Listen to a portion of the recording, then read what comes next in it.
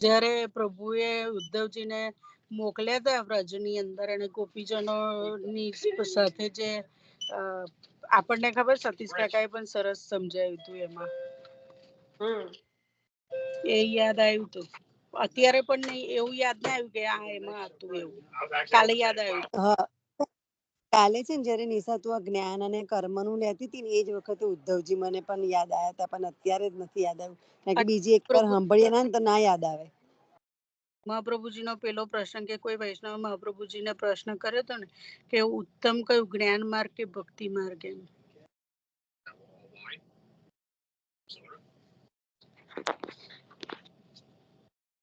બરાબર છે. લો એ જ બધું યાદ કરવાનું છે. અને કાલે યાદ આવ્યું તું અને આજે ના યાદ આવ્યું, એનામાં અંતર ખાલી એ જ રહ્યું કે વાંચન થયું ત્યારે એ યાદ આવ્યું તું, પણ પછી એ ઉદ્ધવજી ને ગોપીજનો હૃદયમાં રહેવા જોઈએ ને આખા દિવસ માટે.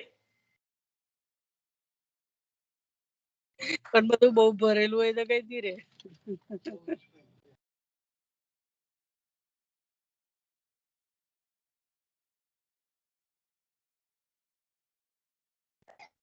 હા, બોલ કરીએ તો ઓછું બોલીએ તો યાદ રહે. જે દિવસ મેં એવું વિચાર્યું કે આજે ઓછું બોલીએ તો જે કઈ વાંચેલું કે સાંભળેલું હોય તે સ્મરણ રહે, પણ જે દિવસે બોલ કર્યું એ દિવસ ગઈ વાત, પાછું સાંભળ્યું ના. વ્યથા નહીં બોલવાનું એવું કેટલી બધી વાર આવે છે આપણને. હા ચાલ હેતલ આપણે લઈએ.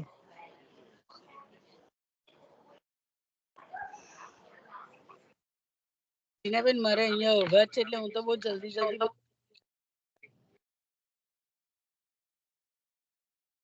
મારે એવું છે હેતલ.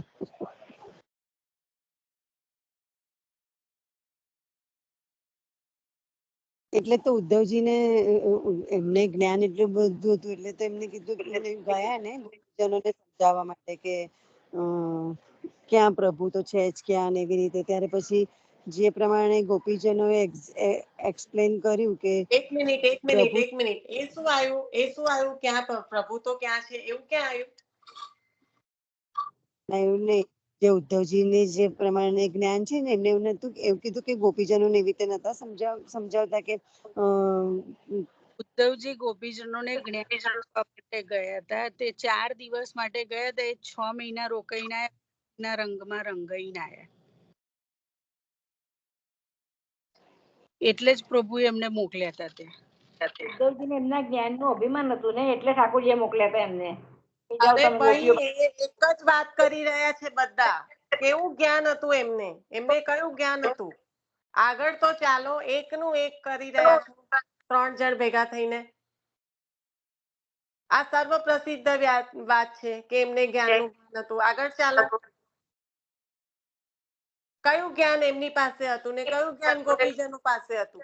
કાલે આપણે કેટલું બધું આગળ જ પહેલા તો એના પર જ આખો સત્સંગ થયો, અડધા પોણા ભાગનો.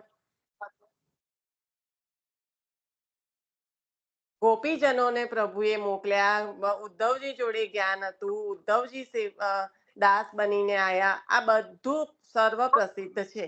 એનાથી આગળ કઈ લેશો કે જે તત્વ આપણે લેવાનું છે? કયા જ્ઞાનની વાત છે? શું ઋષિ રૂપા અને શ્રુતિ રૂપાઓ જોડે જ્ઞાન નતું?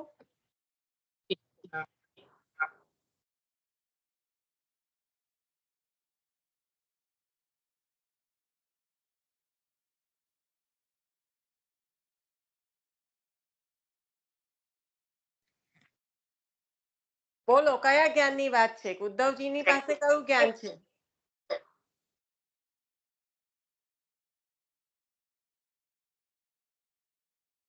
જ્ઞાનીઓ જેને મેળવી નથી શકતા એ કોઈ પણ પ્રકારનું ભગવાન વિશે કંઈ પણ ન જાણતા ભક્તો એમના દ્રઢ આશ્રયથી એમને પ્રાપ્ત કરે છે. એવું કાલે આપણું વાંચનમાં આવ્યું હતું. બરાબર. હવે એના સંદર્ભમાં હું પૂછી રહી છું, તો આપણે એ જે વાત જે સર્વ પ્રસિદ્ધ છે એને કેમ એકની એક રીતે અલગ અલગ રીતે બોલ્યા કરીએ છીએ? નિશાબેન, પ્રેમ ને સ્નેહ. હું ઉદ્ધવજી ની વાત કરું છું. ઉદ્ધવજીને કયું જ્ઞાન હતું? હું એવું પરબ્રહ્મ નથી કહેતું જ્ઞાન. કે મને જે ખબર હોય એ જ તમે મારા મનમાં ઘૂસીને બોલો, હું એવું નથી કહેવા માંગતી, પણ કાલે આપણે એના પર સત્સંગ થયો આખો.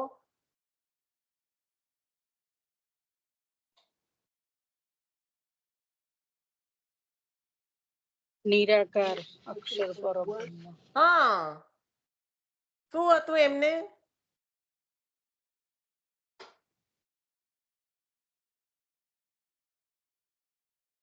ખ્યાલ આવ્યો હેતલ બોલીએ?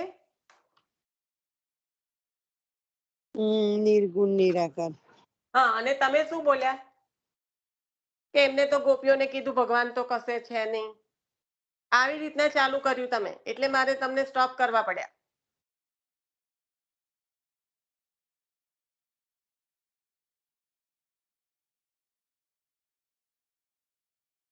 આપણે એક પણ વાક્યમાં એક પણ શબ્દ જો બોલીએ તો એનો અર્થ બીજો નીકળે કે ના નીકળે?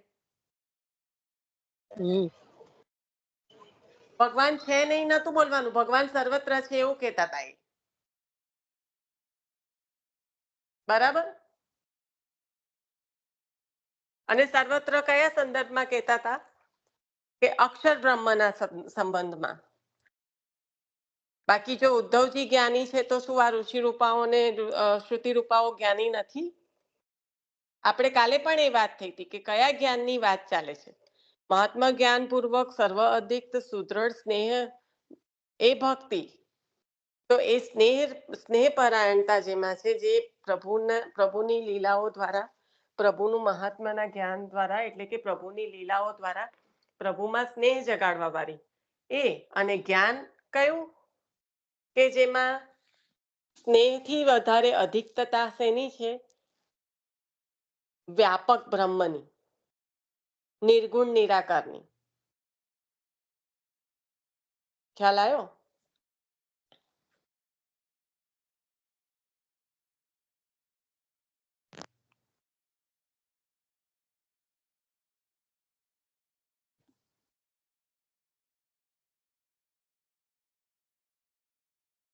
હલો, હા આવ્યો. વ્યાપક બધે જ, એટલે બધે થાંભલામાં પણ છે ને બધે જ છે, એવી રીતે ઉદ્ધવજી એવી રીતે સમજાવવા માંગતા હવે હતા. અહીંયા થાંભલો કઈ આવ્યો? એટલે વ્યાપક બધી જ જગ્યા પર એમ. લીનાબેન, લીનાબેન,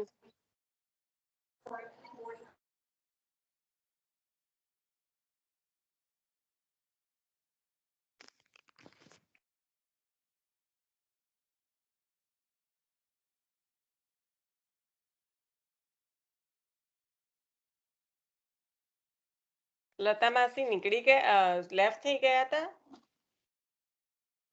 લતા માસી ઇન એન્ડ આઉટ થયા કરે છે, કદાચ એમના ઇન્ટરનેટમાં પ્રોબ્લેમ લાગે છે, અને પ્રેમિલા પોઈથી જોઈન નહીં થવાતું હજુ.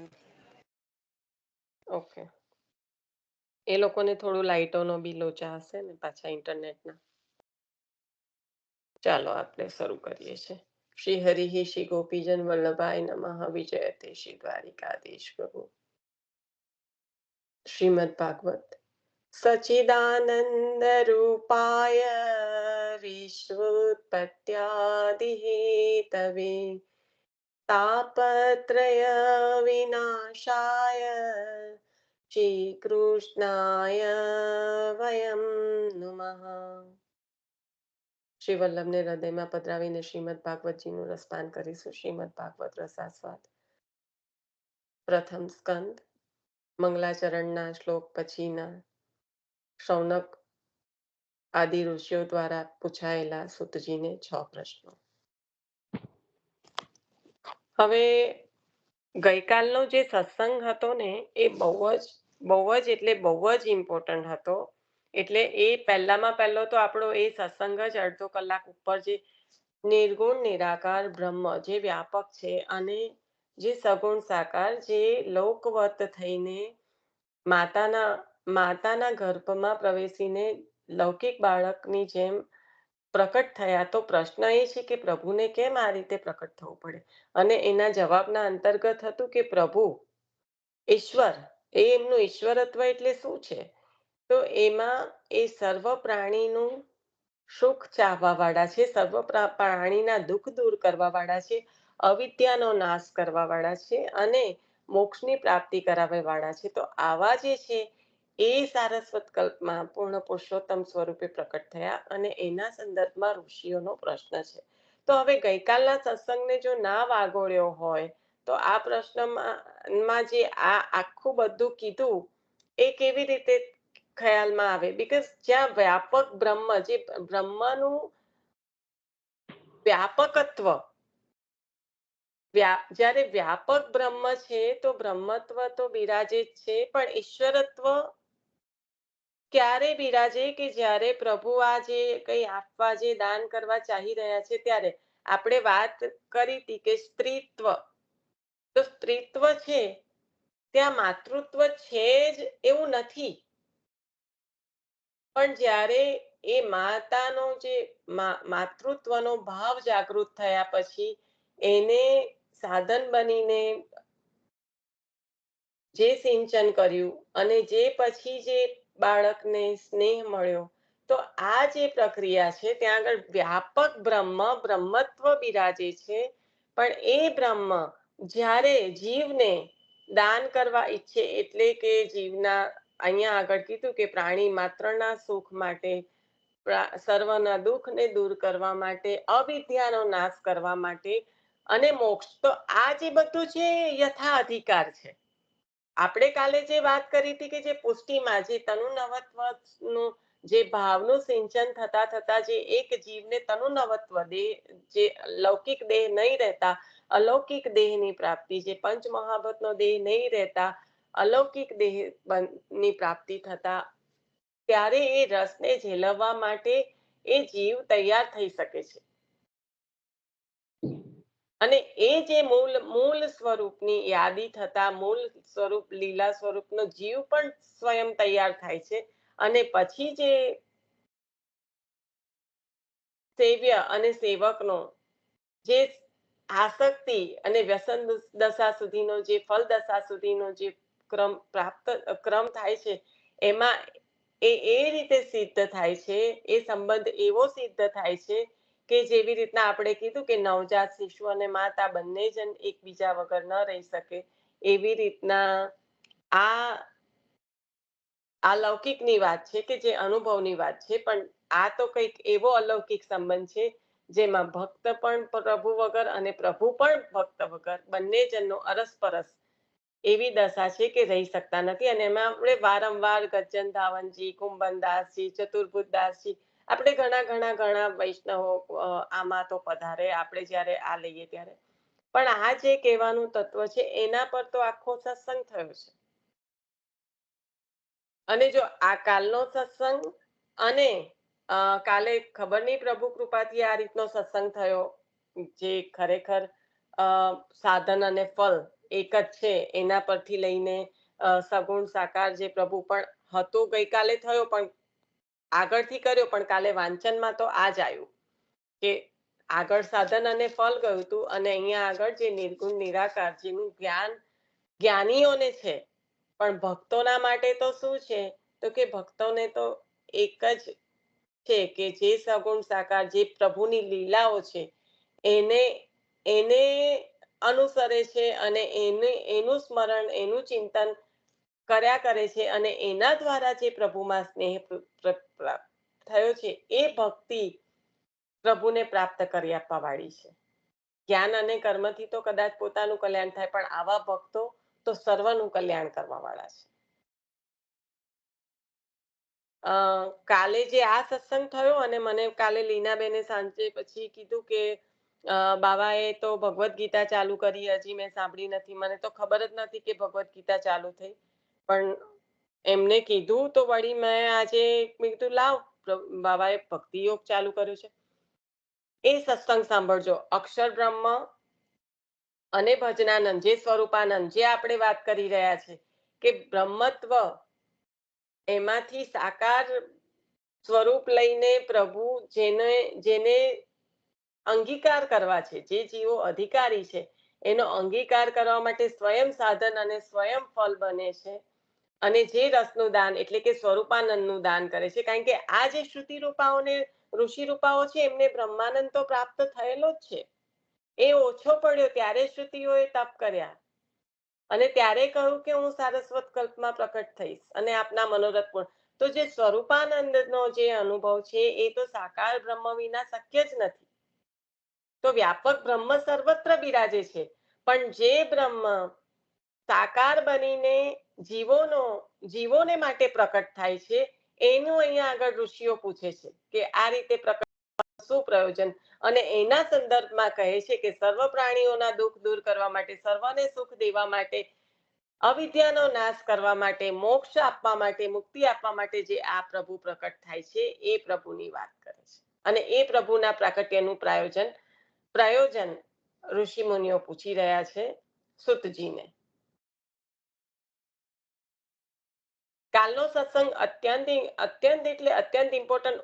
જે વાંચન કર્યું એ અને એના કરતા તો વાંચન કરતા પહેલા જે કર્યો એ, કારણ કે પરમ દિવસનો અને ગઈકાલના સત્સંગને વચ્ચે જોડનારી કડી જે પહેલા આપણે સત્સંગ કર્યો વાંચન કરતા પહેલા ગઈકાલે એ હતું. અને એની સાથે સાથે જો બાવાનો ભગવદ્ ગીતાનો 100% સાંભળી લેજો આજે ને આજે જ. અને ત્યારે થશે કે ભાગવતજીમાં શું નથી આપ્યું, કેમ એવું કીધું, એકોમ શાસ્ત્ર દેવ ગીતા કર્યું પણ નિત્યમાં કરવાનું ભાગવતજી કહ્યું. કારણ કે ભાગવતજી જે 12મા અધ્યાયમાં કે છે એ તો અત્યારે ગઈકાલે આપણે વાગોળી રહ્યા હતા.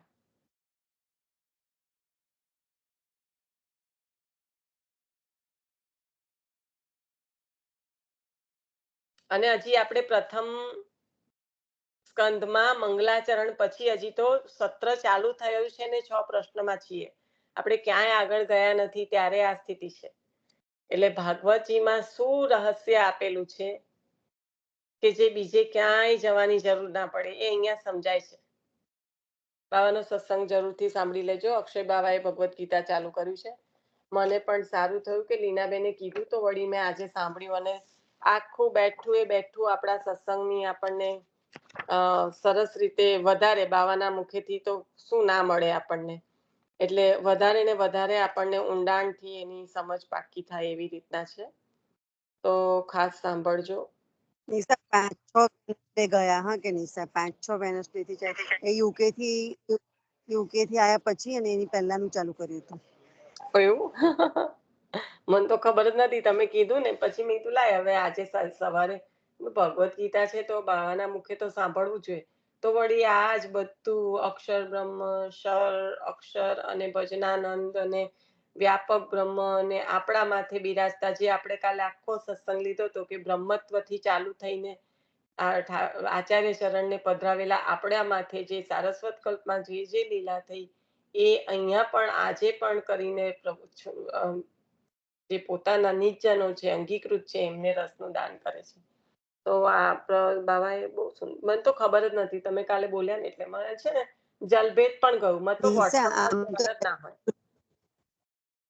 રેગ્યુલર મેસેજ તો આવે છે ગ્રુપમાં, પણ પછી છે ને વહુજીના સત્સંગમાં પાછા વહુજી પણ બોલે કે બાવાના સત્સંગમાં દર બુધવારે એટેન્ડ કરજો, ભક્તિ યોગ 12મો બધું વહુજી પણ બોલે. પછી આજે પણ વહુજીએ ગોવિંદરાયજીનું વચનામૃત બહુ સરસ લીધું હતું એ કે તમે લોકો વહુજીનો રેગ્યુલર કરો ને પુસ્તક એટલા માટે તમને વધારે. મને તો જલભેદ બી છૂટી ગયો મારો તો મંગળવારનો, હું તો પાછું ભૂલી ગઈ. તો ભૂલી જ જવું સત્સંગ. આજે વહુજીને મેં સાંભળ્યો, બહુ જ મજા આવી, સરસ હતું.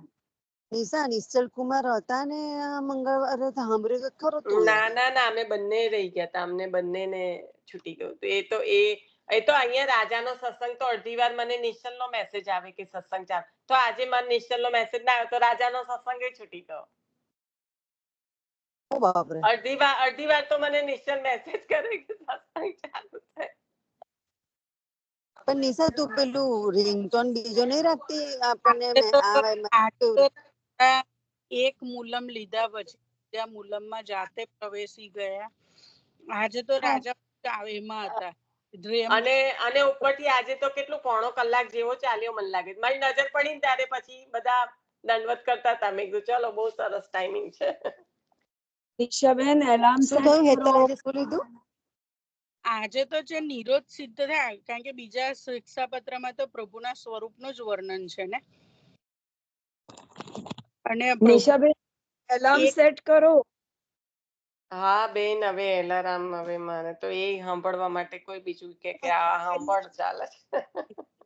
આપણે વાંચન કરીએ છીએ સૌથી પહેલા નિશા, શું શીખીએ? હું તને રોજે મેસેજ કરીશ, તારું જોતું રહેશે ના ને ના તો ના, તને એવું રોજે બધું મેસેજ ના કરીશ કરતા, મને નિશા. ગિલ્ટી ફીલ થશે.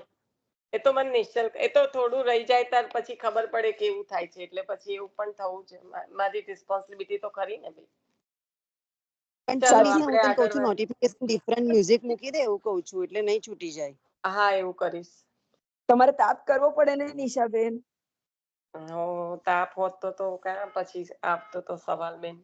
આપણે શું શીખીએ આટલા બધામાં? આપણે જયારે શીખીએ ત્યારે શું શીખીએ? આસક્તિ ને આ તેને બધું, એટલે ડિપેન્ડન્ટ ખાલી આપણે ને ઠાકોરજી વચ્ચે, બીજું કોઈ ના હોવું જોઈએ.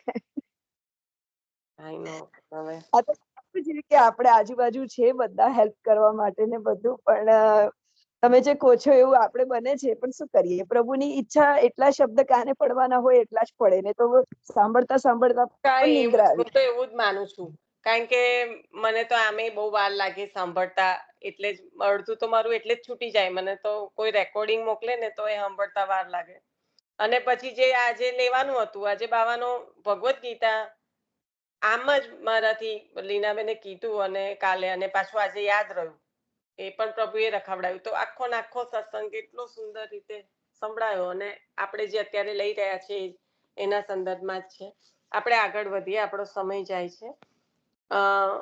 તો મુખ્યત્વે ખ્યાલ આવી ગયો કે આપણે શેના પર કરી રહ્યા છીએ, અને આ રીતે જ્ઞાન અને કર્મથી પોતાની શુદ્ધિ થાય, પણ ભક્તિથી સર્વની થાય. અને જ્યારે એવું કીધું કે ભગવાનનો આશ્રય ગુરુ રૂપે જ્ઞાન માર્ગમાં પણ છે, પણ ભગવાનને જાણ્યા વિના ચરણ કમલનો આશ્રય ભક્તિ માર્ગમાં જ છે. એટલે આ જ્ઞાન માર્ગની જે વાત કરી રહ્યા છે, એ જે અક્ષર બ્રહ્મની પ્રાપ્તિ કરાવવા વાળું જ્ઞાન માર્ગ છે, એની વાત છે. એટલે એના આશ્રય રૂપે, ગુરુ રૂપે જ્ઞાન માર્ગ હોય, પણ ભગવાનને જાણ્યા વિના ચરણ કમળનો જે દ્રઢ આશ્રય, જે પ્રભુ સિવાય પ્રભુમાં જે આશ્રય થઈ ગયો, એ પછી બીજે ક્યાંય ના જાય, તો એવો આશ્રય તો ભક્તિ માર્ગમાં જ છે, બીજે ક્યાંય નથી.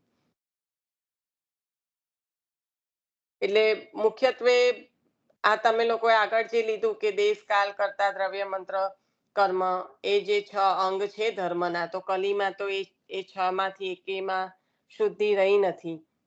એટલે ફક્ત ને ફક્ત શુદ્ધ જે કંઈક હોય તો પ્રભુના યશોગાન, અને એના યશોગાન જ જીવને પાવન કરે છે. આ જે સાધન બતાયા કે દેશ, કાલ, દ્રવ્ય, કર્તા, મંત્ર, કર્મ, એ બધા તો અશુદ્ધ થઈ ગયા, તો રહ્યું શું? તો પ્રભુનો યશોગાન. એટલે આ જે પવિત્ર પુરુષો માટે માત્ર જે પ્રભુનો યશ જ ગાય છે, અને એનાથી જ એને લાભ મળે છે. અને કલીમાં તો એ જ ફળ છે. કલીમાં આમ પણ કીધું છે કે ફળની પ્રાપ્તિ થશે શેનાથી? તો કે કીર્તન અને કીર્તન ભક્તિ અને યશોગાન, જે બધા યુગમાં જે રીતે પ્રભુ પ્રાપ્ત કરવાના સાધનો છે, એ રીતે કલયુગમાં શું છે? તો કે ફક્ત ને ફક્ત પ્રભુના સંકીર્તનથી પ્રભુની પ્રાપ્તિ થશે. અને એ સંકીર્તનમાંથી જ થશે એવું કહેવા પાછળનું કારણ જ આ છે કે કલીનો જે દોષ છે કે સર્વત્ર અશુદ્ધિ ફેલાવાનો, સર્વ વસ્તુને અશુદ્ધ કરવાનો, એમાં જાણે છે કે જે ધર્મના અંગરૂપ એવા કર્તા, કાલ, દ્રવ્ય, મંત્ર, કર્મ, જે કઈ ધર્મના અંગરૂપ એવા જે કઈ સાધનો છે, જે ધર્મના સ્વયં અંગ છે, એ જ એમાં જ અશુદ્ધિ છે. તો જીવ જો એને કરવા પણ જશે તો પણ એને જે પ્રાપ્ત થવું જોઈએ એ ફળ તો થાય, પ્રાપ્ત નહીં જ થાય. તો રહી શું જશે? તો કે પ્રભુનું સંકીર્તન, અને સંકીર્તન દ્વારા પ્રભુ પ્રાપ્ત થશે. તો એ જણાવવા માટે અહીંયા આગળ કહ્યું કે ભગવાનના કર્મ જે ઉદાર છે, એટલે કે પ્રભુની જે લીલાઓ છે, જે ભક્તો માટે જ થઈ છે, જે સુખ આપવા માટે જ થઈ છે, રસનું દાન કરવા માટે જ થઈ છે, તો એ જે લીલાઓને પુનઃ પુનઃ શ્રદ્ધાથી સાંભળવાની ઈચ્છા કરે અને રુચિ વધે, તો એ પ્રભુને પ્રાપ્ત કરાવવા માટે નું એ ઉત્તમ સાધન બની રહે છે. એટલે છેલ્લે હવે છેલ્લા 2-3 લાઈન લઈને હવે હું આગળ વધું છું વાંચનમાં કે પવિત્ર પુરુષો માત્ર ભગવાનનો જ યશ ગાય છે તે સૌને તેથી લાભ મળે છે. ભગવાન કાલથી પર છે. કલયુગથી આવતા બધા દોષ ભગવાનના યશોગાનથી દૂર થાય છે. પ્રભુ છે તો એમને ક્યાં કલીને ક્યાં સતયુગને ક્યાં, એટલે કાલથી પર એવા પ્રભુ છે તો કલયુગથી આવતા બધા જે દોષો છે એ પ્રભુના યશોગાનથી સંપૂર્ણ રીતે દૂર થશે ને થશે જ. ભગવાનના કર્મ જે ઉદાર છે અને શ્રદ્ધાવાળાને પુનઃ ભગવાનની લીલા સાંભળવાની ઈચ્છા થાય છે અને એમાં રુચિ પણ વધે છે. લીલા માત્રથી અનેક કલાઓને ધારણ કરતા ભગવાનના ઉદાર કર્મ અમને શ્રદ્ધાળુને સંભળાવો. ભક્તોના દુઃખ દૂર કરનાર ભગવાનની શુભ અવતાર કથા કહો. હવે આખું ભાગવતજીનું કહ્યું કે લીલા માત્રથી અનેક કલાઓ ધારણ કરે છે, કારણ કે જે આપના અંશ કલા અવતાર છે એ આપની લીલાના અંગરૂપ જ છે.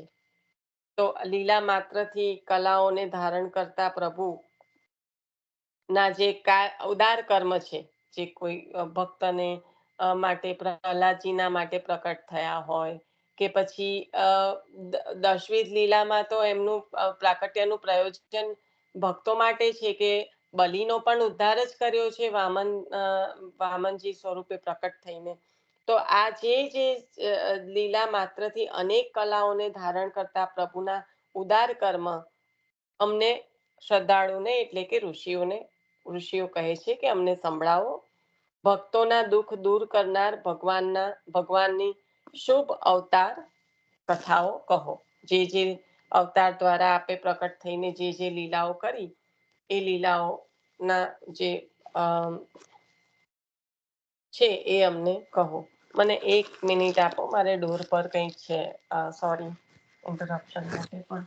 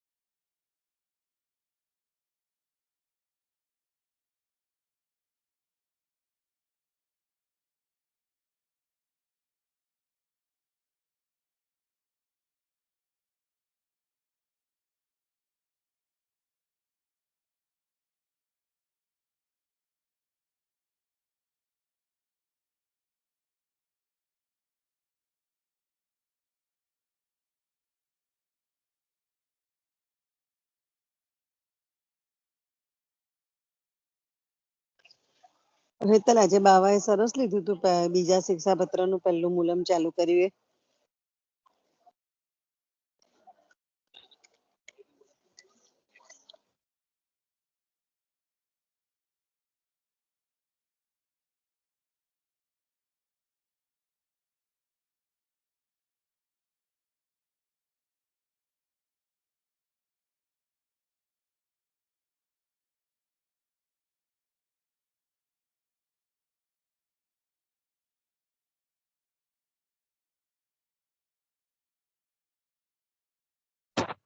કશું સંભળાતું નથી ને?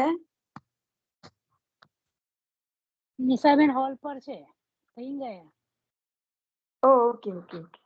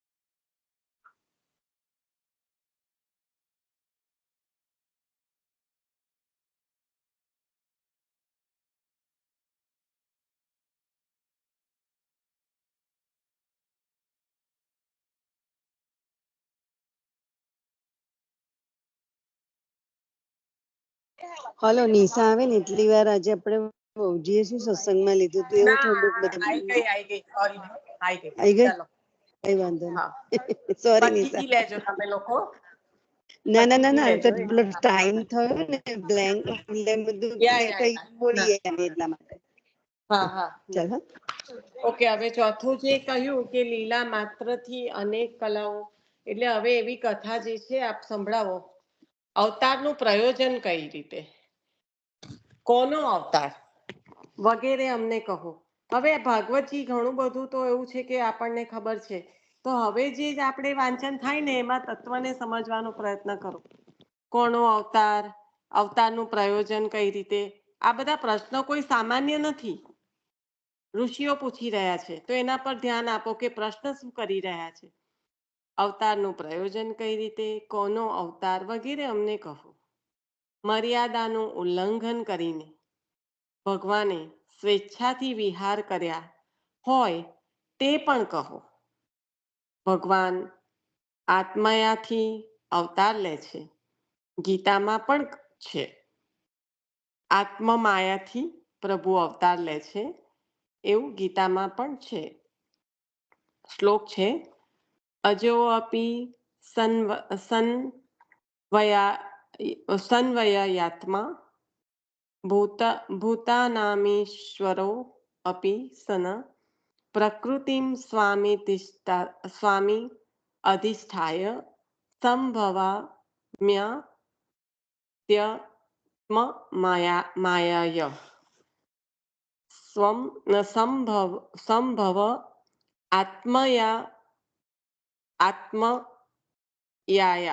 યયા એટલે આત્મમાયાથી આત્મમાયા થોડી સંધિ વિચ્છેદ કરું એટલે તમને લોકોને ખ્યાલ આવે કે શું કે છે. તો માયા ભગવાનનું સર્વભવન સામર્થ્ય છે. બીજા તેને સમજી શકતા નથી. ભગવાનની કથા ન સમજનાર લોકો કેટલોક વખત સાંભળ્યા પછી અટકી જાય છે પણ રસ જાણનાર શ્રોતાનો રસ તો પદે પદે વધતો જાય છે. કેટલું સુંદર કહ્યું. અને આ જ છે કે આપણે જાણીએ છીએ ભાગવતજી ઘણી અનેક વખત સાંભળ્યું હોય પણ હજી જો એમાંથી કંઈક ને કંઈક નીકળતું હોય તો એની વિલક્ષણતા એ જ છે કે જીવને અધિકાર પ્રમાણે અને અંદર જે રહેલો રસ છે એ પ્રાપ્ત થાય ત્યારે એની જિજ્ઞાસા વધતી ને વધતી જાય. એની જગ્યાએ બીજી બાજુ એવું પણ થાય કે જે સમજે ના એ કેટલોક વખત સાંભળ્યા પછી અટકી જાય કે હા હવે આ તો ખબર છે આમાં શું. કારણ કે એ રસપ્રદ રહેતું નથી. એ લૌકિકની જેમ એવી રીતે નીકળી જાય કે હા હવે આ તો જાણીએ જ છે ને વામન ભગવાન અવતર્યા હવે પછી આ અવતરશે હવે પછી પેલા અવતરશે એક પછી એક જો સારી યાદ શક્તિ હોય તો એક પછી એક તમારે 10 લીલા ક્રમ અનુસાર પણ યાદ રહે પણ એનો કઈ એ નથી. અહીંયા આગળ એ વાત નથી. પણ રસ જાણનાર શ્રોતાનો રસ તો પદે પદે વધતો જાય છે. આપણને નિત્યમાં ભાગવતજી કયા હોય તો એનું હું રોજે કદાચ એકની એક વાત બોલું છું, પણ એનું મુખ્ય કારણ જ આ છે. જ્યારે આપણને કહ્યું હવે આ રોજે આપણે બોલીએ છીએ તો હું બોલું છું તો ખરી કે નિત્યમાં ભાગવતજીને, પણ એનું મુખ્ય કારણ શું કે એ રસને વધારવા વાળો છે. પ્રભુ દ્વારા જે આપણે પ્રાપ્ત કરવા ઈચ્છીએ છીએ એની નજીક ને નજીક લઈ જવા વાળો છે. એટલે રસ જાણનાર શ્રોતાનો રસ તો પદે પદે વધતો જાય છે, અને એ વધશે તો જ પ્રભુની પાસેથી જે પ્રાપ્ત કરવાનું છે એની અનુભૂતિ થશે. જે રસ પ્રભુ પ્રાપ્ત કરાવવા ચાહે છે એ જ ભાગવતજીમાંથી મળે છે, પણ એની અનુભૂતિ ક્યારે થાય તો એ આચાર્ય ચરણની કૃપાથી નિત્ય ભાગવતજીના રસપાનથી થાય. અટકી જનારા 3 કારણે અટકે. બીજો અધિક રસ મળે તો, રસના અભાવથી, અથવા તો રસના અજ્ઞાનથી. કેટલા સુંદર 3 કારણો કયા. બીજો અધિક રસ એટલે તો લૌકિકમાં છલકતો જ હોય છે. જો લાગે કે ત્યાં વધારે છે તો અહીંયા અટકી જતા વાર ના લાગે, એટલે કે બીજો અધિક રસ મળે તો. ત્રીજું કે કોઈ રસ નો અભાવ, એટલે કે કોઈ એની મેળવી શકવાનો એ ત્યાં આગળ કોઈ સાધનો ના પ્રાપ્ત થાય, એટલે રસના અભાવથી, અથવા તો પછી રસના અજ્ઞાનથી, અથવા તો મળી તો રહ્યું છે પણ આ જ રસ છે એનું જ્ઞાન જ ના હોય તો એને મેળવીને શું કરવાના હતા. જ્યારે હીરો હોય એને કાચ પ્રતીત થાય તો એના માટે એનું કોઈ મૂલ્ય નથી. એવી રીતે રસના અજ્ઞાનથી કાં તો બીજે વધારે મળે, કાં તો એનો અભાવ થાય, કાં તો પછી હોયા છતાં એની અજ્ઞાનતા હોય. આ 3 કારણોથી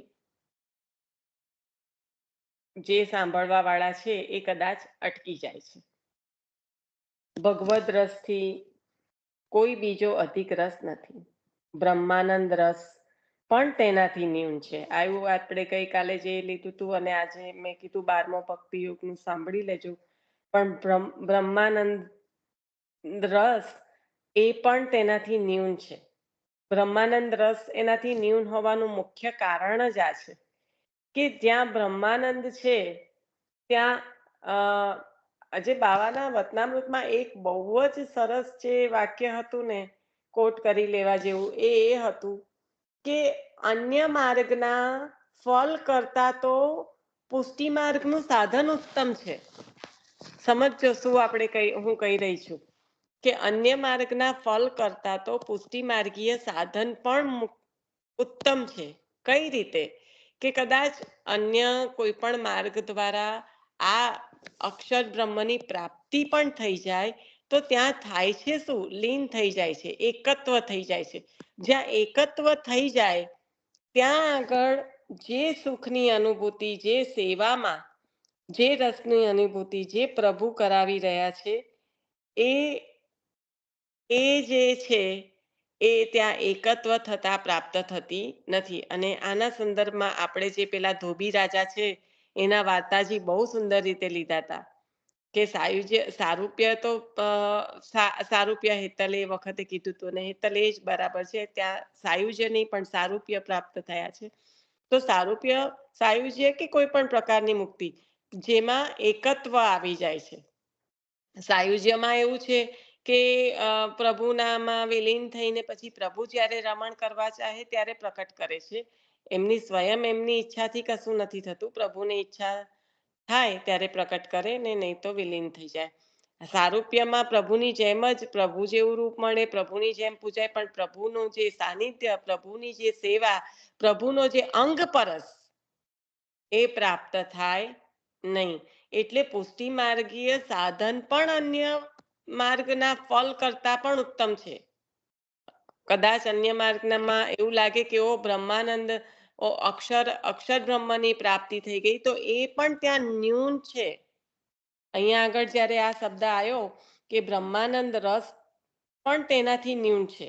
કથા સાંભળતા કથાના રસમાં જે ભગવદ રસની વાત આવી કે ભગવદ રસથી અધિક બીજો કોઈ રસ નથી, બ્રહ્માનંદ રસ પણ ત્યાં ન્યૂન છે. તો ત્યાં કહેવાનું તાત્પર્ય આ જ છે કે ત્યાં એકત્વ છે, અને અહીંયા જે દ્વૈત્વ છે ત્રણ છે, એકત્વ, દ્વૈત્વ અને શુદ્ધાદ્વૈત્ય. શુદ્ધ અદ્વૈત્ય, શુદ્ધાદ્વૈત્ય એટલે એટલે શુદ્ધ અદ્વૈત્ય. તો આ અદ્વૈત્ય છે જે બ્રહ્માનંદ વાળું છે, એમાં તો કોઈ પણ પ્રકારનું સુખ આપણે સેવ્યને આપી શકતા નથી કે સેવ્યથી આપણે કોઈ પણ પ્રકારનો રસનો અનુભૂતિ થતી નથી, કારણ કે ત્યાં આગળ એકત્વ થઈ ગયું છે. એટલે જે આનંદ છે એની સીમા છે, જે શ્રુતિ રૂપાઓને ને ઋષિ રૂપાઓને ઓલરેડી પ્રાપ્ત થયેલું છે, પણ એની એક સીમા છે. એ આનંદમાં હજી પૂર્ણાનંદ, અગણિત આનંદની અનુભૂતિ નથી.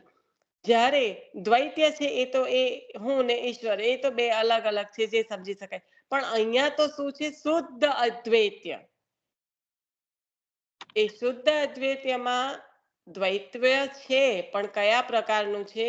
કે જ્યાં પ્રભુનો ભારોભાર રસની અનુભૂતિ છે, જ્યાં આનંદ અગણિત છે, જ્યાં આનંદ ભજનાનંદ છે, જ્યાં આનંદ સ્વરૂપાનંદ છે. તો એવા આનંદ આગળ અહીંયા બ્રહ્માનંદ રસ છે એ ન્યૂન છે. હેતલ બોલાવે, સોરી. હા, એવું જ કહેતી હતી. એટલે જ્યાંથી બીજા માર્ગ પૂર્ણ થાય છે ત્યાંથી પુષ્ટિ માર્ગ ચાલુ થાય છે. આપણે તો પ્રભુ મળે ત્યાંથી ચાલુ થાય છે. આપણે તો થઈ જવામાં નથી. બાવા કે છે ને, કારણ કે અંગ પરસનું સુખ ક્યાં છે? ફક્ત ને ફક્ત સેવામાં છે.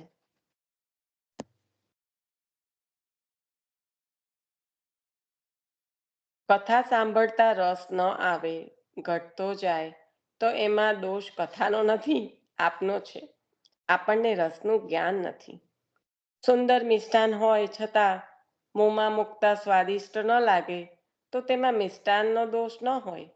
તાવ આવ્યો હોય, તે ઉતરી જાય પછી મધુરતા લાગે, તેમ આપણા દોષો કે રસનું અજ્ઞાન જેમ જેમ કથા સાંભળતા જઈએ એમ એમ દૂર થાય, એટલે કથામાં રસ વધતો જાય.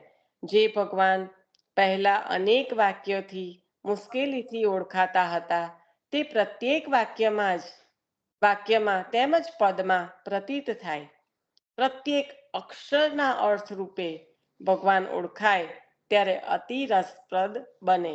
અહીંયા અનેક વાક્યોથી લઈને અક્ષર સુધી આવી ગયું.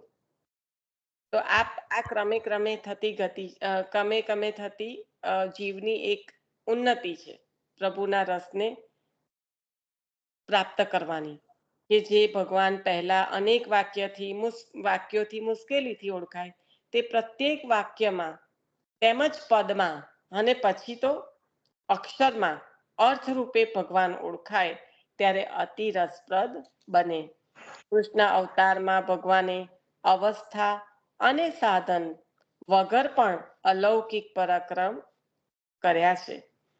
પ્રભુની જે લીલાઓ છે એમાં કોઈ પણ પ્રકારના સાધન પણ નહીં અને અવસ્થા પણ નહીં, નું પ્રયોજન પણ નહીં, તે છતાં પણ આપે અનેક પરાક્રમ, અલૌકિક પરાક્રમ કર્યા છે. સાથે આવેશરૂપ બલદેવજીને પણ રાખ્યા છે. બ્રહ્મા અને શંકરને પણ સુખ દેનારી લીલાઓ કરી છે. એટલે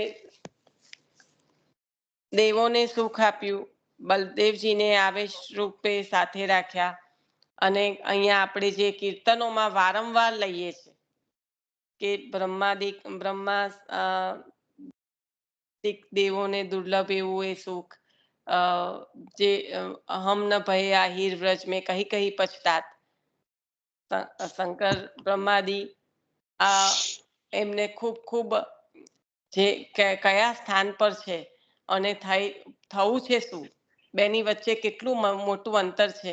તો એવું તો કેવું સુખ એ આહિરની છોરીઓને આપતા હશે કે હમ ન ભય આહિર વ્રજ મેં. જે બ્રહ્મા છે, જે શિવ છે, જે કેવા સ્થાન પર છે, અને પ્રભુના કૃપા પાત્ર છે. પ્રભુએ એમને પણ આપ્યું છે, પણ એમને જે આપ્યું છે એનાથી કેટલું અધિક હશે કે જ્યારે એવું કે હમ ન ભયે આહિર વ્રજ મેં કહી કહી પછતાત. તો આ બ્રહ્મા અને શંકરને પણ સુખ દેનારી લીલાઓ પ્રભુએ કરી છે. આવી જે કૃષ્ણ અવતારની લીલાઓ છે એનું વર્ણન અહીંયા આગળ કરીને આ ચોથો જે પ્રશ્ન છે કે લીલા માત્રથી અનેક કલાઓ ધારણ કરનારા ભગવાનના ઉદાર કર્મ અને અમને શ્રદ્ધાળુને સંભળાવો, તો એના સંદર્ભમાં આ બધું કહી રહ્યા છે. હવે પાંચમું, કારણ કે હજી તો પછી તો પાછું બધી કથા સંભળાવવાની શરૂઆત થશે, એટલે એ પ્રશ્નોના જવાબો ધીમે ધીમે આવતા થશે. પણ મુખ્યત્વે આ છે. કોઈક પેલા શીતલબેનને એડ કરો ને યાર, એ ઇન્ડિવિજ્યુઅલ કોલ કરે છે. આઈ ડોન્ટ નો, એડ તો છે, ખબર નહીં કેમ. ઓકે, હવે પાંચમું. હવે આ 5 હું લઈ લઉં છું કારણ કે આપણે બીજા અધ્યાયમાં પ્રવેશ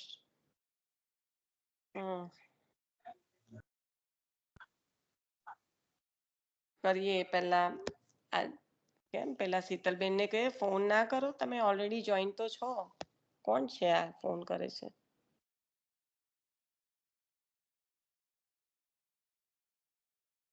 ખબર નહીં, કોઈક ફોન કર્યા કરે છે.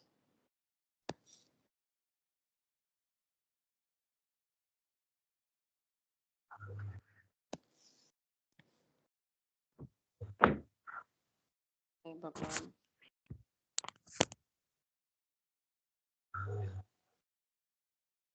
પાંચમું છે એ આ શીતલબેન છે ને મને રિંગ જ માર્યા કરે છે. આઈ ડોન્ટ નો એમના ફોનમાં કઈ ગડબડ છે કે શું. કોણ છે આ? નિશા તું ચાલુ રાખ ને, હું આમાંથી એમને એડ કરી દઉં છું. તું તારું ચાલુ રાખ. અરે 5-6 વખત થી રિંગ જ આયા કરે છે, એટલે એમને ખબર નહીં, એમનો સત્સંગ છૂટે ને એટલે આપણને એમ થાય. પાંચમું, આનંદમય કૃષ્ણ સાક્ષાત ભગવાન છે, પણ લોકોની બુદ્ધિને મોહ થાય તેમ પોતાના સ્વરૂપને માનવ જેવું બતાવે છે, અને એમની લીલા તેથી એમની લીલા અમને કહો. પહેલા પ્રાકટ્ય પણ આવી રીતે થયું, એક પૂછ્યું. હવે શું કહ્યું કે આનંદમય પ્રભુ સાક્ષાત છે કૃષ્ણ, પણ લોકોની બુદ્ધિને મોહ પમાડે છે તેમ પોતાના તે સ્વરૂપને માનવ જેવું બતાવે છે.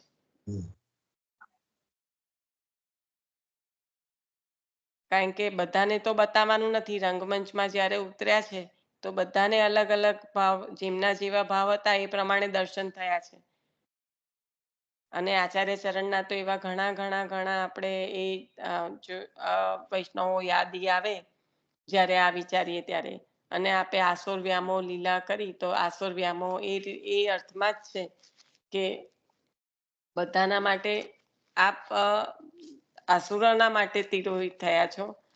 જે નિર્જન છે એમના માટે તો આપ બિરાજો છો, અને બિરાજતા હતા અને બિરાજશો. અને ગઈકાલે જે હતું ને, આપણે વાંચન લીધું હતું કે આ ભક્તોથી જે સર્વનો ઉદ્ધાર થાય છે, સર્વને પાવન કરે છે. એમાં મને આચાર્ય ચરણનું પેલું નામ યાદ આવ્યું હતું, ચરણાબ્ધ રજોદન.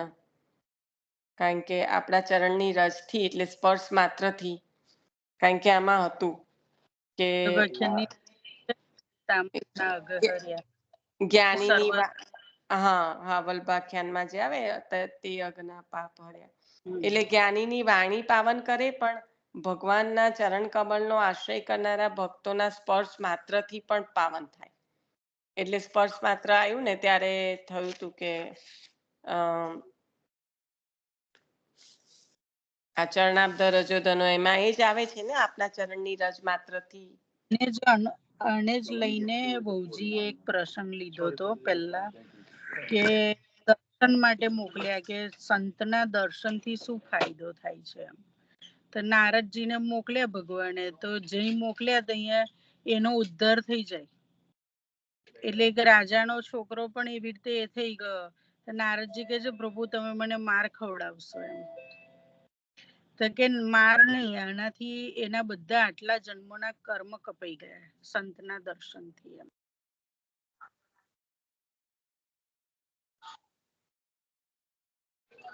અને આ છે ને તું એ ચરણ કમલ નો જે આશરો કીધું ને એ વાળું છે ને હમણાં વચ્ચે આ કશાક બધી પોસ્ટ હોય ને એમાં કોઈ જગ્યા પર વલ્ભાષ્ટકમાં જે અ, ગોપાલાલજી જે કહે છે ને કે એ શરૂઆતનું પહેલું જેવું સેન્ટેન્સ છે કે આપશ્રીના ચરણ કમળના દ્રઢ આશ્રયથી જ આગળ બધું ધીમે ધીમે અલૌકિક સિદ્ધ થાય છે એમ. એ આ વલ્ભાષ્ટકનું વલ્ભાખ્યાનનું સ્ટાર્ટિંગ છે, નોટ વલ્ભાષ્ટક.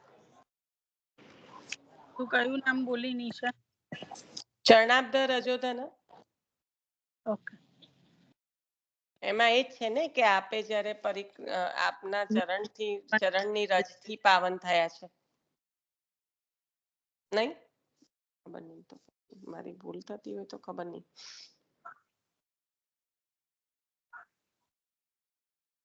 ભૂલ એવું નથી કેતી, મારે વાંચવાને લીધે પૂછું તને. ઓકે ઓકે, મને એમ કે કદાચ તને લાગે છે કે આ પેલા શીતલબેન કોઈ ફોન કર્યા કરે છે યાર. મેં તો ફોન ઉપાડીને કીધું નિશા પણ એ કોલમાં તો છે, નિશા એ કોલમાં જ છે આપડા.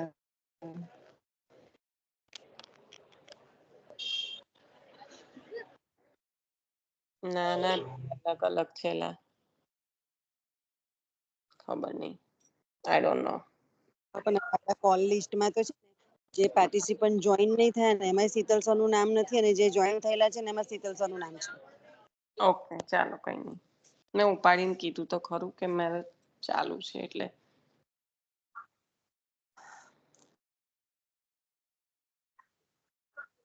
અત્યારે કલયુગ આવ્યો છે એટલે આ મોહ પમાડે જેવું આપણું સ્વરૂપ છે ને એવી રીતે અહીંયા આગળ બતાવે છે કે એમની લીલા કહો એમ. તો કહે છે કે અત્યારે કલયુગ આવ્યો છે, તેમાં સર્વધર્મ નિવૃત્ત થઈ ગયા છે. આપણે આગળ જોયું છે એ ધર્મ અશુદ્ધ થયા છે, અધિકાર રહ્યો નથી, કર્મ કરતા કદાચ દોષ પણ થાય. તે કલીમાં કથામાં ઉત્સાહયુક્ત થઈને અમે બધા વૈષ્ણવ ક્ષેત્રમાં બેઠા છીએ. અપવિત્ર સ્થાનમાં તે બુદ્ધિ બગાડે, તેથી કોઈ પણ પવિત્ર સ્થાનમાં કથા સાંભળવી. જે નૈમિષારણ્ય છે વૈષ્ણવ ક્ષેત્ર કહ્યું, કારણ કે વિષ્ણુ ભગવાન એમના દેવતા છે એ સ્થાનના, એટલા માટે. બુદ્ધિ ન બગડે તો કથા સ્વાદ મળે. કલયુગને તારવા ઈચ્છતા અમારા ઉપર ભગવાને કૃપા કરી. કથા વગર કલી તરી ન શકે. કલયુગને તારે કઈ રીતે? પ્રભુ તો કથાથી. એટલે કે કલયુગને તરવા માટે ઈચ્છતા અમારા ઉપર પ્રભુએ કૃપા કરી. કથા વગર કલી તરી ન શકાય, દોષો દૂર ન થાય. કલયુગ વિવેક, ધૈર્ય અને જ્ઞાનને હરી લેનારો છે. સત્વગુણ જતા રજસ્તમો ગુણથી નાશ અને વિક્ષેપ થાય છે. સત્વગુણનો તો નાશ થતા વાર જ ના લાગે. એટલે કહ્યું કે કારણ કે વિવેક, ધૈર્ય અને જ્ઞાનને હરી લેનારો છે. અને સત્વગુણ જતા રજસ તમો ગુણ છે, રજસ અને તામસ. રજસ તમો એટલે તો રજસ તમો ગુણથી નાશ અને વિક્ષેપ થાય છે. નાવિક વગર દરિયો પાર ન ઉતરાય, તેમ કથા વિના કલયુગમાં સલામત ન રહેવાય. કથા, વિવેક, ધૈર્ય, જ્ઞાન અને ભક્તિ દઈને પ્રભુ પ્રાપ્તિ કરાવનારી છે. કથા દ્વારા શું શું પ્રાપ્ત ના થાય બોલો? એટલા માટે કીધું હોય કે નિત્યમાં કરો. વિવેક, ધૈર્ય, જ્ઞાન અને ભક્તિ, આ બધું આપે એટલે પ્રભુની પ્રાપ્તિ તો નિશ્ચય જ છે. તો આ બધું દઈને પ્રભુ પ્રાપ્તિ કરાવવા વાળી છે. ભગવાનને અમને આપનું દર્શન કરાવ્યું છે. ભગવાને અમને આપનું દર્શન કરાવ્યું છે એટલે કે સુતજીને કહે છે. ઋષિઓ યજ્ઞાત્મક કર્મ કરતા હતા, તેથી ધર્મની વાત પૂછી. ધર્મ ગ્લાનિ થતા ભગવાન અવતાર લઈને પધારે છે. યોગ અને બ્રાહ્મણો પણ ધર્મ રક્ષક છે. એના દ્વારા પણ ધર્મની રક્ષા જ થાય છે. પણ જ્યારે ધર્મની ગ્લાનિ થાય ત્યારે પ્રભુએ તો પધારવું જ પડે એના રક્ષણ અર્થે. અને યોગ અને બ્રાહ્મણો પણ ધર્મ રક્ષક છે અને પ્રભુ પણ આ રીતે અવતાર લઈને ધર્મની રક્ષા કરવા જ્યારે જ્યારે ધર્મ ગ્લાનિ થાય ત્યારે ત્યારે આપ પધારો છો. છઠ્ઠું કયું? ભગવાન કૃષ્ણ યોગેશ્વર અને બ્રહ્મણ્ય છે. તે જ્યાં સુધી ભૂતલ પર વિરાજતા હતા ત્યાં સુધી ધર્મ રક્ષા કરતા હતા.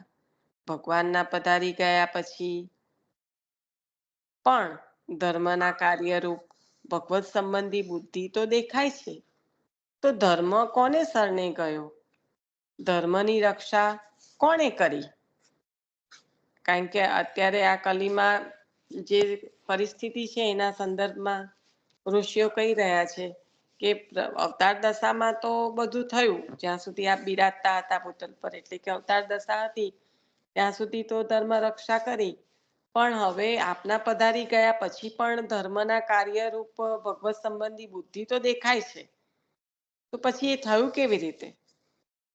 એ ધર્મ કોને શરણે ગયો? ધર્મની રક્ષા કોણે કરી? ઋષિઓના 6 પ્રશ્નોનું કારણ.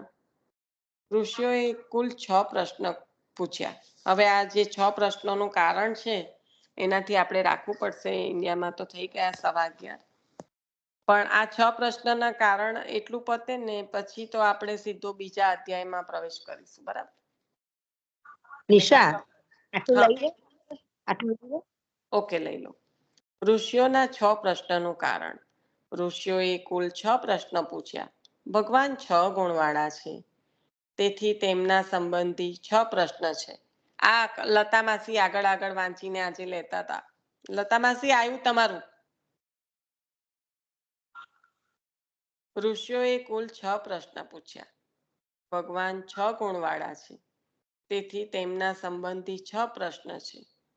તેના ઉત્તરથી 6 ગુણ સહિત ભગવાનનું જ્ઞાન થાય છે. તો 6 ગુણવાળા પ્રભુ અને 6 પ્રશ્ન પૂછ્યા અને એ 6 ગુણોનું જ્ઞાન એના ઉત્તરથી થાય છે. બે સ્કંધ દ્વારા ભગવાનના એક એક ગુણનું નિરૂપણ છે. જ્ઞાન, વૈરાગ્ય, ધર્મ, ઐશ્વર્ય, યશ અને શ્રી દરેકનું ક્રમશઃ બે સ્કંધથી નિરૂપણ છે. અથવા ઐશ્વર્ય, વીર્ય, યશસ્વી, જ્ઞાન અને વૈરાગ્ય ક્રમશઃ છે. ઉત્તમ અધિકારીને અલ્પમાં પણ પૂર્વ અનુભવ થાય છે. સર્વ વેદનો અર્થ ભગવાન શ્રી કૃષ્ણ છે. તે વેદના 2 કાંડ છે, કર્મ અને જ્ઞાન. તેથી ધર્મ અને જ્ઞાન સંબંધી પહેલા 2 પ્રશ્ન પૂછ્યા. અને ભગવાન શ્રી કૃષ્ણ 4 મૂર્તિવાળા હોવાથી 4 પ્રશ્ન તેમના સંબંધમાં પૂછ્યા. કુલ 6 થયા. પહેલા અધ્યાયમાં મુખ્યત્વે 6 પ્રશ્ન છે, તેથી પ્રશ્નાધ્યાય છે. શ્રીમદ ભાગવતમાં આ પ્રશ્નો બીજ રૂપે છે. આ 6 પ્રશ્નોના ઉત્તર રૂપે સંપૂર્ણ શ્રીમદ ભાગવત છે. તે 6 પ્રશ્નોનો સંક્ષિપ્ત જવાબ બીજા અને ત્રીજા અધ્યાયમાં સૂતે આપ્યો. પોતાના વક્તા તરીકેનો અધિકાર સિદ્ધ કર્યો છે. ઋષિઓની જિજ્ઞાસા પણ તપાસી છે, રસ વધાર્યો છે. તો આ થયા 6 પ્રશ્નો. 6 પ્રશ્ન. એક તો કઈ રીતે? તો કે પ્રભુ 6 ગુણવાળા, એટલે 6 ગુણ સહિત આ જે ઉત્તર આવશે એ બે સ્કંદ દ્વારા એક ગુણનું નિરૂપણ કરી અને 6 દુની 12 એવા 12 સ્કંદ થશે. તો એ એક કીધું. બીજું કઈ રીતે કીધું? તો સર્વવેદને ઉત્તમ અધિકારીને તો અલ્પમાં જ સર્વ કઈ અનુભવ થઈ જાય. અને સર્વવેદનો અર્થ તો પ્રભુ જ છે, ભગવાન શ્રી કૃષ્ણ જ છે. તો વેદના 2 કાંડ. કયા 2 કાંડ? કર્મકાંડ અને જ્ઞાનકાંડ.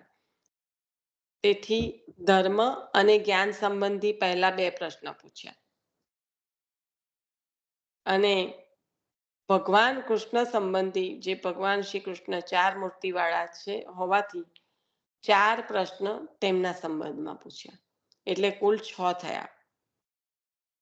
એટલે પહેલા અધ્યાયમાં પ્રશ્ન છે અને પછી બીજા અધ્યાયમાં એના જવાબો છે. સંક્ષિપ્તમાં બીજા અને ત્રીજા અધ્યાયમાં જવાબ આપશે. પણ આ જે પ્રશ્નો છે એ બીજ રૂપ છે અને એના અંતર્ગત જ એના ઉત્તર રૂપે જ સંપૂર્ણ શ્રીમદ ભાગવતજી છે. અને આ રીતે શરૂઆત કરતા પોતે વક્તાનો અધિકાર સિદ્ધ કર્યો અને ઋષિઓની જિજ્ઞાસા પણ આપે તપાસી છે. તો અહીંયા આગળ આ 6 પ્રશ્નો પૂર્ણ થાય છે. એમાં પહેલા 2 પ્રશ્ન જ્ઞાન અને ધર્મના સંબંધી પૂછ્યા. એટલે પહેલા 2 પ્રશ્નમાં એમને શું પૂછ્યું હતું? તો પહેલા પ્રશ્નમાં તો જે બધાનું કલ્યાણ થાય, સર્વનું કલ્યાણ થાય એવું કહો એવું પૂછ્યું હતું ને. અને પછી એનું સાધન પૂછ્યું હતું. એટલે એ જ્ઞાન અને ધર્મનો થઈ ગયું. અને પછી ચોથો પ્રશ્નથી ત્રીજા પ્રશ્નથી તો ચાલુ થયું કે પ્રભુનું પ્રાકટ્યનું પ્રયોજન શું. પછી આપણે આજે જે લીધું ચોથું કે આજે બધા જે અંશકલા અવતાર રૂપે આ પ્રકટ થયા, તો એ અવતારોની કથા અમને સંભળાવો. કારણ કે અને એના સંદર્ભમાં જ કહ્યું કે કથામાં રસ કોને આવે અને કથામાં રસ કેમ ના આવે, તો એના 3 કારણો કયા.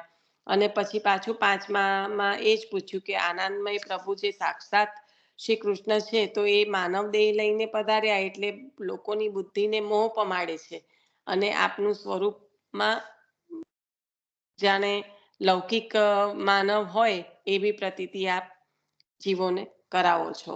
અને છઠ્ઠામાં એવું કીધું કે પ્રભુ તો છે ત્યાં સુધી તો બધી રક્ષા કરી, પણ હવે પ્રભુના પધાર્યા પછી પણ ધર્મના કાર્યરૂપ ભગવત સંબંધી બુદ્ધિ તો દેખાય છે, જતી નથી રહી.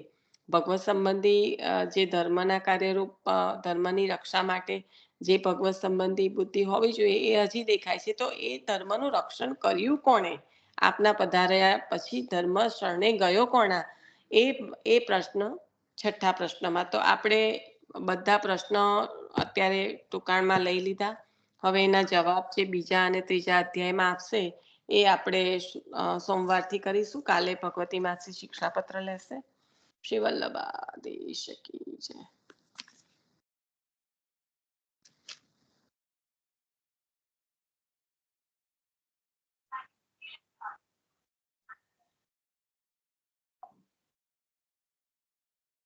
એટલે આ 6 પ્રશ્ન જ બરાબર યાદ રાખીને પછી એના પર જ આગળ ચાલશે, right નિશા?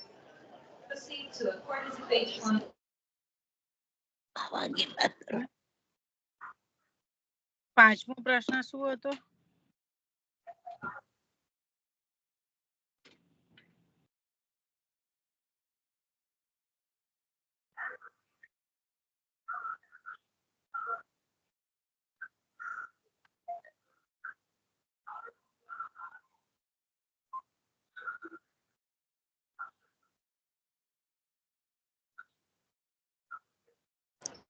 એ તો નિશા આપેલી લાગતું ને નિશા.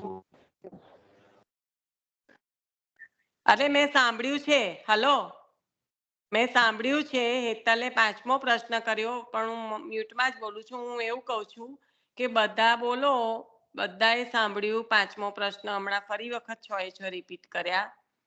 તો કોઈ એક જણ પણ લઈ લો 5 પ્રશ્ન. 2 દિવસ પૂછ્યું તો પછી બધાને ના હોય, ચાલો, પણ અત્યારે પૂછ્યું તો હોય ને.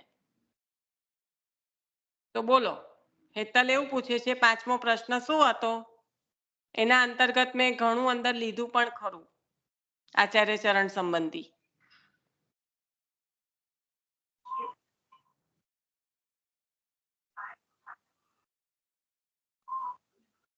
હલો, આ બધા આમ શાંત ચૂપ થઈ જાય ત્યારે તો બહુ જ વાલા લાગે. એકદમ તમારે બોલવાનું જ નહીં. ભલે નિશા બોલ્યા કરતી, હું ફરક પડે છે.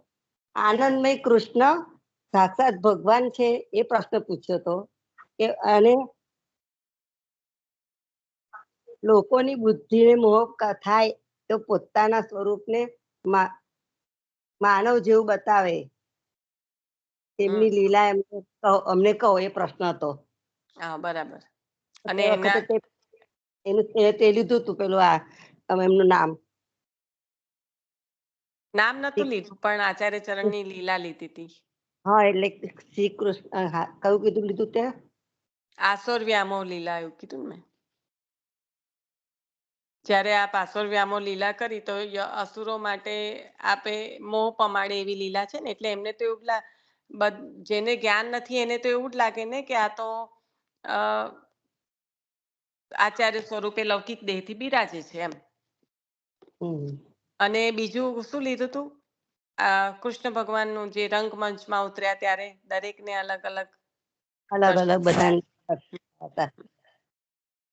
દરેક ના ભાવ પ્રમાણે દર્શન થયા. ચાલો સરસ. ચંદ્રિકા માસી હમણાં બોલ્યા તો ખરા. તો હમણાં જ બોલ પૂર્ણ થયું હોય તો પછી કોઈકે તો લેવું પડે. ચાલો હવે આશરો લઈ લો. હલો શિવલ્લભા દ્રઢઈના ચરણ કેરો ભરોસો દ્રઢઈના